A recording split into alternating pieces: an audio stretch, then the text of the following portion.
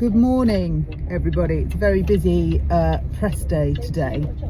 Started off with Nadia Whittome on the Today programme. She's a Labour MP for Nottingham East, and she is opposing welfare cuts. She is saying, you can't do this makes absolutely no sense. So, you know, revolting against the Labour Party that she is a member of, and she makes a point.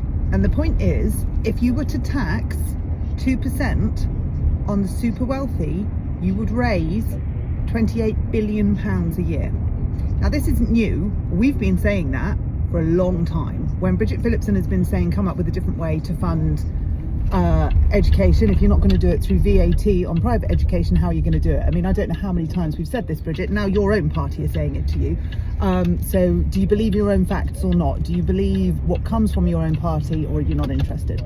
But Nadia seems to think that there's a better way to raise the money, and 28 billion is not to be sniffed at, is it? And as Nadia said this morning, that affects 20,000 people in the UK, not the 600,000 people that the VAT raid is affecting, which will raise, well, they want to raise 1.5 billion. We know that's not going to happen, but let's just stick with what government are saying.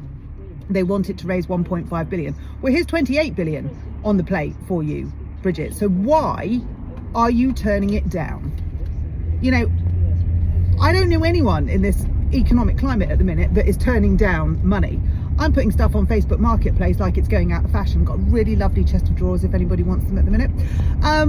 But we're all trying to make money. Yet you have the opportunity, and Rachel Reeves has the opportunity of raising £28 billion a year, and you're not using it. Why? Why are you not taking that opportunity? You know, it's not a question of you telling us to give you the ideas. It's a question of you telling us why you won't use the ideas, because these are salient points and members of your own party are saying them. But on to Nadia, who said this morning she's an advocate for disabled people. That's a really interesting point, Nadia, because you voted in support of taxing education for 110,000 disabled children. How does that sit? So have a look back on what you voted on. Have a look at the policy of VAT on education, Nadia, and have a look at who it affects the most. And you'll find that it affects the children with dyslexia, with autism, with ADHD, with AUDHD, with dyspraxia, with dyscalculia. I mean, every conceivable disability is, of course, reflected in school, because it's reflected in society. And you voted for a tax that will tax their education. So on the one hand, you're an advocate for disabled people and the disabled community, yet on the other hand, you're taxing them. You know what phrase is coming, don't you? For everyone who's a subscriber to this channel, thank you, and please do keep subscribing. For those of you that are new to this channel, my favourite phrase, pick a lane. So, Nadia, pick a lane. Are you an advocate for the disabled community? Because if you are, you need to have a very, very hard look at what you've been voting for, because you have been actively voting to tax disabled kids in education. Now, that wouldn't sit well with me. It doesn't sit well with me. We have said over and over, there is another way. There's a bloody hashtag for it. There is a better way. Nobody is arguing that state education doesn't need investment. Absolutely nobody is arguing that point. Everybody is in agreement that state education needs investment. We are arguing the point of where you get that investment from.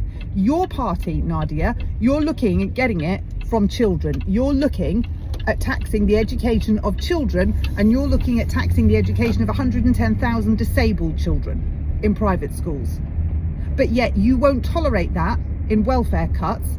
And so because of welfare cuts that you're obviously very passionate about, and turns out are most of the Labour Party, you are suggesting a different way, and you are saying, why don't we make this moderate tax increase, or why don't we add a moderate tax to the super wealthy? It's 20,000 people and it's 2%, and it would raise £28 billion. And that's only one way where this money could be raised. So, Nadia, your points for today. First, get on the phone to Bridget Phillipson and revoke your vote. I would say, I'm really sorry, I didn't think this through, but now it's been explained to me that I am in fact voting to tax disabled kids' education. I've had a rethink and I'm not up for that. I would then say to her, oh, and by the way, I found this really great way to fill the black hole that we've been claiming to the voting public we found. And it's by doing exactly what you said on the Today programme this morning. Because, Nadia, that does make sense. That is sensible. That sounds like somebody who's actually put some thought and research into it. And I commend you for that. And I commend you for being brave enough to put your head above the parapet. And I commend you for standing up for your constituents. And I commend you for listening to what the public have to say. But you need to go that one step further. Have a look. So Nottingham High School, that's your Nottingham East, I don't know if that comes under your umbrella. Nottingham High School are cutting bursaries for the poorer children in the area to go there because they just don't have the money. Now, are you telling me that those bursaries were all going to be for children without any kind of send? No. So your own constituency with its own private school is cutting funding to support children in need, some of whom will have special educational needs and disabilities. How's that sitting with you? And before we go on to it's not that many, it's 110,000 children. Now, I think that's a lot.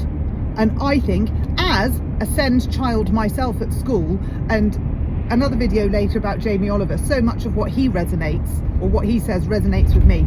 I was a SEND child, you were a disabled child. We both have lived experience of what this is and what it does. So we are qualified to make a point on this. You've made your point, you won't stand for it in welfare cuts. Well, I'm afraid the two go hand in hand, Nadia, because there are 110,000 children with special educational needs and disabilities who are being taxed out of education. And where are they going to go? To state school, because there's places for state. We know there's not. Are there the resources to cater for these children? Absolutely not. Are there the resources to cater for the children that are already in the SEND system? No, not at all. And it'll have to be another video, because otherwise I'll just be going on until Christmas time on this. But we'll be talking about Jamie Oliver and his conversation with Bridget Phillipson later, because again, it's very much in the press at the minute, and it's very timely that everybody remembers what this is about. VAT on education is taxing education for special educational needs and disabilities children, as well as just children whose parents would like a different way. So Nadia, crack on the phone to Bridget, and well done for speaking up. I genuinely, kudos to you. I admire that, and yeah, good on you.